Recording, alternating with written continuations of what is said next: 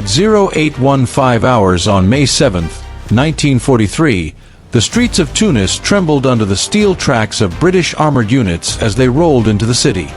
Dust swirled in the morning sun, and the rattle of engines echoed between buildings still scarred from days of fighting. That same day, American forces seized Bizerta, closing the final escape route for the Axis. For the German soldiers still clinging to pockets of resistance across Tunisia, the collapse came suddenly, like a dam giving way.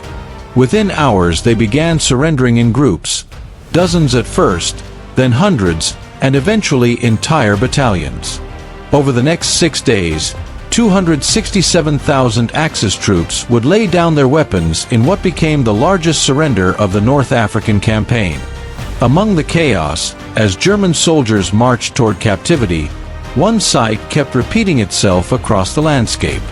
Small, open-topped four-wheeled machines darted across the sand with a speed and agility no German vehicle possessed. They climbed ridges that would bog down a Kübelwagen instantly. They zipped past columns of prisoners, carried rifle squads over broken ground, and seemed to appear at every American position like swarms of mechanical insects. For every German truck or staff car visible on the Tunisian roads, it felt as if there were 10 of these American machines buzzing past in every direction. These were the Willys MB quarter-ton trucks, what American soldiers simply called the Jeep. On paper, the Jeep looked like nothing special. It weighed just over a ton, a little bigger than a motorcycle with 4 wheels. It seated 5 men when tightly packed. It had an 80-inch wheelbase, a fold-down windshield, and a simple canvas top.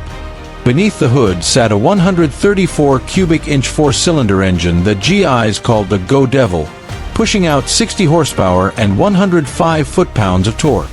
The Jeep's top speed reached 65 miles per hour on a good road.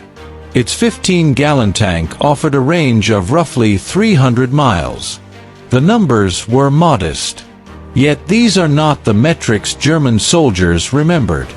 They didn't envy the American B-17. They didn't fear the P-51 Mustang in this context. They didn't marvel at the Sherman tank. What they wanted most, what they admired most, was the Jeep. They called it the Wonder Wagon. Captured Jeeps became trophies.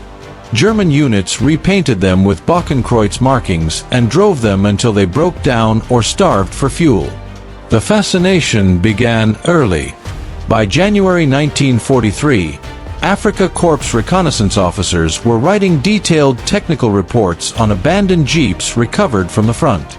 They studied everything: the 4-wheel drive system, the 2-speed transfer case, the 3-speed manual transmission, the rugged suspension, the folding windshield, the removable canvas top. What impressed them wasn't just the components but the philosophy behind the entire machine. The Jeep wasn't designed as a specialized vehicle. It was designed as a universal tool, something that could do anything reasonably well: reconnaissance, cargo hauling, personnel movement, command and control, even evacuation of wounded soldiers. German tests of captured Jeeps revealed performance far beyond expectations. They skimmed over sand and rocks, climbed steep slopes, and soaked up punishment that would cripple a Kübelwagen. The engine was forgiving, never hesitating even in poor conditions. The brakes were strong. Steering was direct and responsive. Most importantly, nearly every part could be repaired with basic tools. It was a soldier's vehicle, simple, rugged, and designed for abuse. German intelligence reports carried the same conclusion again and again. The American Jeep was superior to every German light vehicle except in fuel consumption. It was faster, more powerful, more reliable, and vastly more capable in rough terrain.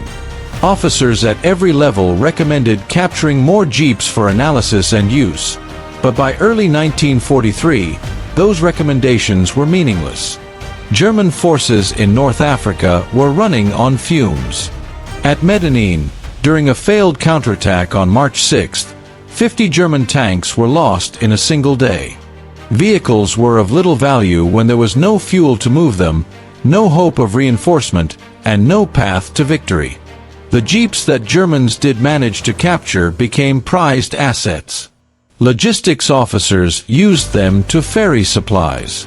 Company commanders relied on them to move quickly between scattered positions. Forward observers used them to reach vantage points that would have taken hours to reach on foot. Medics used them to extract the wounded. These machines began filling critical roles the German military had never adequately addressed. Mobility for the in-between tasks that no specialized German vehicle could handle efficiently. German officers studying American operations discovered a startling truth. American commanders could make decisions and act on them immediately because the jeep allowed them to move at a moment's notice. In a fluid desert battlefield where front lines shifted hourly, mobility became as important as firepower. By the time Tunisia fell, German intelligence had dozens of reports praising the jeep. But the true significance of this small vehicle went beyond its engineering. It represented an entirely different approach to war. Where German vehicles were highly specialized, the Kübelwagen for reconnaissance, the Opel Blitz for cargo, the half-track for troop transport, the jeep was deliberately designed to be a universal problem solver. The results were staggering. Between 1941 and 1945, Willys produced 363,000 jeeps. Ford produced 280,000 more. The total exceeded 640,000 vehicles at a cost of only $649 each. Germany, by comparison, built just over 50,000 Kübelwagens across the entire war at triple the unit cost. The numbers told the real story. America wasn't just designing better vehicles, it was building them faster and cheaper in overwhelming quantities. Quantity became its own form of superiority. The Germans had seen this pattern before. In 1940, German tanks had been inferior to French tanks, but they had radios, and radios won battles. In Russia, German tanks were better, but Soviet industry replaced losses faster than Germany could react. The Jeep combined these two lessons into a single package: superior performance and overwhelming numbers. Even capturing dozens of Jeeps made no difference because the Americans always had more. This asymmetry continued into Europe. After D-Day, German commanders repeatedly underestimated American vehicle production. They believed the Americans had issued a Jeep to every soldier. It wasn't true, but it reflected a deeper psychological impact. German troops marched on foot or by horse-drawn wagon. American troops traveled in convoys of endless jeeps and trucks. The logistical gulf was impossible to ignore. By late 1944, this disparity would doom one of Germany's most daring special operations. On December 16th, SS Obersturmbannführer Otto Skorzeny stood in a Belgian command post as his plan unraveled. He commanded Panzer Brigade 150, tasked with infiltrating American lines using German soldiers dressed in U.S. uniforms driving captured American vehicles. The goal was to seize Meuse River bridges during the opening days of the Battle of the Bulge. He had requested 100 jeeps. He received 30. He asked for 15 American tanks. He got 2. One immediately broke down. Of the 3,300 soldiers he requested, he received 2,500, and only 10 spoke fluent American English. Skorzeny, the man who rescued Mussolini and kidnapped a Hungarian political heir, now found himself leading an operation built on a foundation of scarcity. Germany simply did not have enough American equipment to pull off the deception. Capturing jeeps had proven far harder than expected. American troops disabled their vehicles before retreating, draining fuel, removing distributor caps, even leaving booby traps like grenades rigged beneath seats. The fuel the Germans did have was often low quality, mixed with synthetic additives that damaged American carburetors. Spare parts were non-existent. Every running Jeep required cannibalizing 2 or 3 more. After almost a year and a half of systematic attempts, the entire German military in Western Europe had fewer than 200 operational captured Jeeps. Skorzeny received 30. He launched the mission anyway. For 2 days, German commandos successfully misdirected American units, changed road signs, cut communication lines, and caused widespread confusion. But the operation's fatal flaw revealed itself quickly. There were so many real American Jeeps on the roads, thousands, that German imposters blended into traffic too well. American military police began looking for small inconsistencies.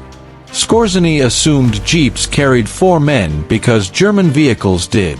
But Americans usually assigned only 2 or 3. That tiny detail exposed infiltrators. Within 72 hours, the operation collapsed under a net of roadblocks, password challenges, and counterintelligence screens. 3 German agents were captured and executed. Skorzeny was wounded and evacuated. Panzer Brigade 150 was thrown into conventional combat and mauled. After the war, Skorzeny admitted the mission had been doomed from the start, not because of strategic errors, but because Germany lacked the equipment to make the deception believable. They simply didn't have enough Jeeps. The Americans had so many that even systematic capture efforts barely made a dent. As Allied forces pushed into Germany in 1945, they found captured American vehicles everywhere. Jeeps with faded German markings, Jeeps converted into makeshift armored cars, Jeeps repaired with improvised parts. Yet the most astonishing discovery was Germany's late-war attempt to reverse-engineer the Jeep entirely. Volkswagen engineers created prototypes of a 4-wheel drive Kübelwagen inspired directly by captured Jeeps.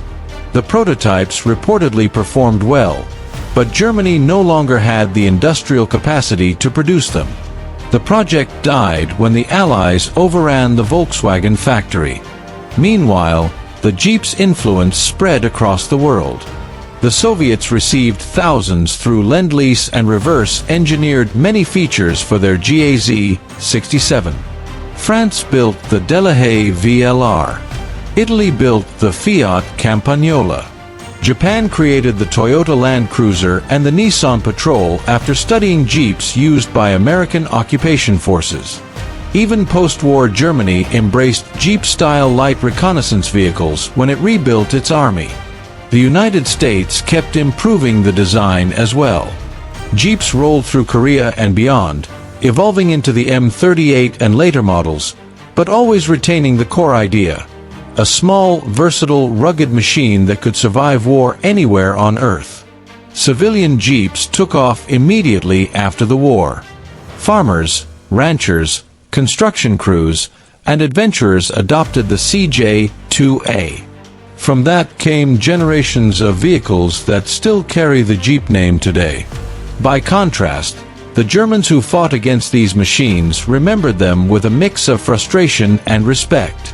Otto Skorzeny spent his post-war life in Spain, reflecting on his failures.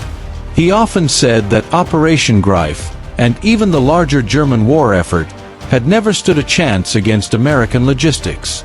He pointed to the scarcity of Jeeps as the perfect symbol of the imbalance.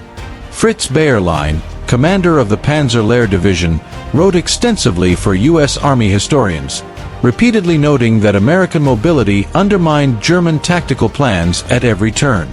The Jeep, he said, was not impressive for its size or power, but because it multiplied American speed, flexibility, and command efficiency.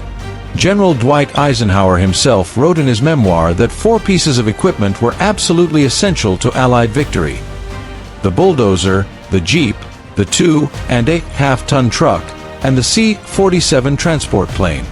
Not one was a weapon. They were tools of logistics, and logistics won the war. By the time peace settled over Europe, the Jeep had become more than a vehicle. It was a symbol of American industrial power, a reminder that wars are not won solely by daring tactics or brilliant commanders. They are won by the side that can move, supply, repair, and replace its equipment faster than the other side can destroy it. The Jeep was everywhere. It always worked. And if it didn't, there was always another one waiting. If you enjoyed this story, please take a moment to like this video. It helps bring forgotten chapters of the Second World War to new audiences. Subscribe if you want more stories like this, and share where you're watching from. Our community stretches from Texas to Tasmania, from veterans to lifelong students of history, and you are part of keeping these memories alive. Thank you for watching, and thank you for helping preserve these stories for the next generation.